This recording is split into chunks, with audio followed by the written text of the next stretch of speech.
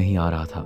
इस पर रुद्र प्रत्यक्षा की आंखों पर हाथ रखते हुए ही प्रत्यक्षा के कानों के पास गया और धीरे से फुसफुसाते हुए अपनी सांसों में ही प्रत्यक्षा से कहने लगा, याद नहीं कि जब तुमने जयंत को मुझे न मारने के लिए कहा था और फिर तुम भागकर मेरे पास आई थी? प्रत्यक्षा को उस रात की कई बातें याद नहीं थी और वो उन्हें याद करना भी नहीं चाहती थी, लेकिन शराब पीने के बाद की हर बात को अब वो याद करने की कोशिश कर रही थी।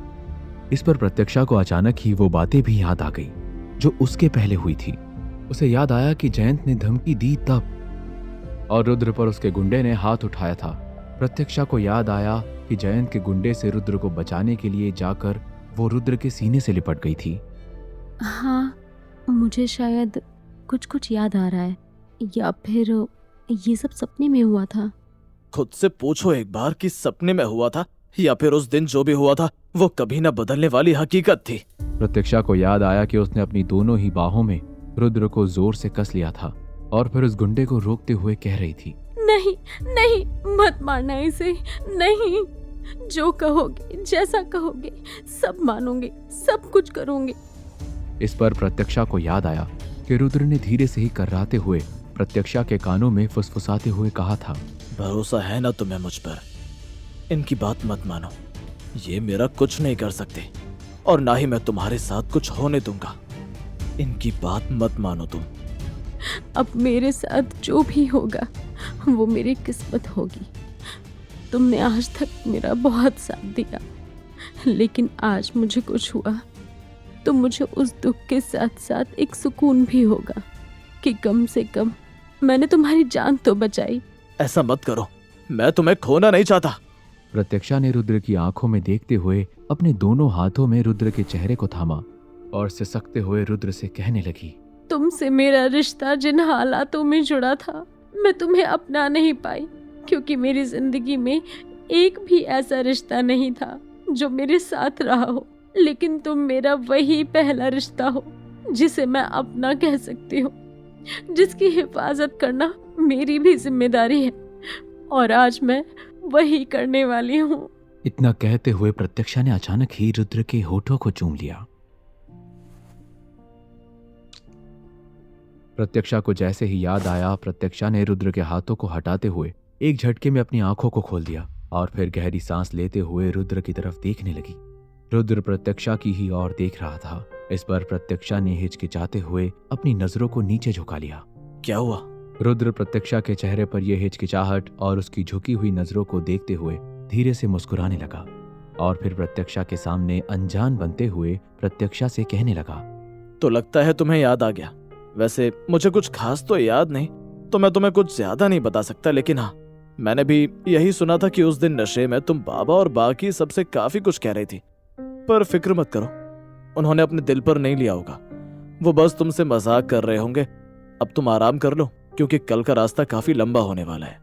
उस दिन भी पूछा था और आज भी पूछ रही हूँ, क्या तुम मुझे सच में शहर भेजोगे? क्योंकि अगर एक बार मैं गई तो दोबारा वापस नहीं आऊंगी।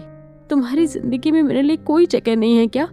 क्या सच में मैं तुम पर बोझ बनने लगी हूँ? प्रत्यक्षा की बात सुनते ही एक बार फिर से रुद्र के चेहरे से मुस्कुराहट गायब हो गई थी। रुद्र ने प्रत्यक्षा की आंखों में देखा। उसकी आंखों में अब नमी आने लगी थी। मेरी कड़वी बातों ने तुम्हारा दिल दुखाया होगा, है ना? मैं माफी चाहता हूं तुमसे, लेकिन तुम्हारी जगह यहां नहीं है। वहां पर तुम बेहतर जिंदगी जी सकती हो और ये बात मैं तुमसे बार बार बोल चुका हूं। ठीक है, जैसा तुम्हें ठीक लगे, पर मेरे जाने के बाद क्या? बाबा को क्या जवाब दोगे? फिलहाल तो मुझे ये सब नहीं पता है और मैं बाबा से क्या कहूंगा ये मेरा सरदर्द है। मैं तुम्हें कुछ जरूरी बताना चाहता हूं। जयंत, जिसने तुम्हें उस दिन शराब की बोतलें दी थी, वो हमारे हाथ से निकल गया था पिछली बार। शायद उसकी नजर है तुम पर, इसीलिए ध्यान से सुनो कि अब से कहीं यूं ही महल के बाहर ना निकल जाना या फिर खिड़कियां खोलकर मत रखना। बस कुछ दिनों की बात है। एक बार तुम शहर चली गई तो फिर सब ठीक हो जाएगा, लेकिन उससे पहले ज्यादा जरूरी है कि हम जयंत को पकड़ पाएं और तुम्हें उससे सेफ रखा जाए। और तुम्हें यह भी बता देना चाहता हूं कि कार्तिक इसमें हमारी मदद करेगा। प्रत्यक्षा सवालों से भरी नजरों से रुद्र को देख रही थी। उसने रुद्र की बात को सुनते हुए मन में ही सोचा, तुम बता क्यों नहीं देते कि तुम्हारे मन में क्या है? तुम्हारे साथ रहते हुए मुझे फिर ऐसे क्यों महसूस होता है कि तुम्हारे दिल में भी मेरे लिए कुछ खास जगह है। ये जबरदस्ती का रिश्ता अब जज्बातों से बंधने लगा है। जितनी बार भी सोचती हूँ कि तुमसे अपने दिल की बात कहूंगी, उतनी बार तुम कुछ न कुछ ऐसा कह देते हो या ऐसा कर देते हो कि मेरी हिम्मत टूट जाती है और मैं खुद सोचने लगती हूँ कि कहीं ऐसा तो नहीं कि मैं तुम्हें अपने दिल की बात कहूँ और तुम मेरा दिल ही तोड़ दो, कि कहीं तुम्हारे दिल में मेरे लिए कोई जगह ही नहीं है। अगली सुबह सभी लोग कुल देवी की पूजा के लिए निकल रहे थे। इस पर बाबा साहेब ने सभी से कहा, मंदिर में हमें कोई कमी नहीं चाहिए सामानों की। सारा सामान ध्यान से देख कर रख लो गाड़ी में। और हाँ बहुरिया, हम लोग निकलते हैं, तुम रुद्रा के साथ आओ और ध्यान से आना। अब दोनों झगड़ा न करना। ठीक है, मैं झगड़ा नहीं करूंगी, इसलिए मैं कार्तिक के साथ आऊंगी। का? तुम उस बिगड़ैल बैल के साथ आना चाहती हो? काहे? तुम्हारा रुद्रा में सब ठीक तो है ना? नहीं, सब कुछ ठीक नहीं है, मैं उसके साथ नहीं आ सकती। प्रत्यक्षा के उतरे हुए चेहरे को देखकर बाबा साहेब ने रुद्र को जोरों से चिल्लाकर बुलाया और उसके आते ही उस पर बरस पड़े। ये का कह रही है बहुरिया? का हुआ है तुम दोनों के बीच? तुमसे कहा था ना कि बहुरिया को कौनो तकलीफ नहीं होनी चाहिए। माफी चाहूंगा बाबा, लेकिन मैं जितना ध्यान रख सकता था उतना रखा, पर मैं रोज रोज इसके नखरे नहीं उठा सकता। दिमाग खराब होता है मेरा। तो तुम चाहते का हो कि नखरे उठाने के लिए 4 नौकर बुला के लेके आए? बाबा, आपको दिक्कत होगी क्या अगर मैं आपके साथ आ जाऊं तो? अरे बहुरिया, हमको काहे दिक्कत होगी? हमारे साथ तो वैसे भी समर्थ जा रहा है, तुम साथ में होगी तो और अच्छा होगा। वैसे भी इन दोनों बैल बुद्धियों को हम वापस आकर ही सुधारेंगे। अब आप मुझे बेकार में ही बीच में खींच रहे हैं बाबा, इन दोनों को डांटिए ना। इस पर समर्थ ने गाड़ी स्टार्ट करते हुए बाबा साहेब और प्रत्यक्षा को बुलाया। बाबा साहेब समर्थ के साथ आगे बैठे, जबकि प्रत्यक्षा उनकी गाड़ी में पीछे की ओर बैठते हुए रुद्र की ओर देखने लगी।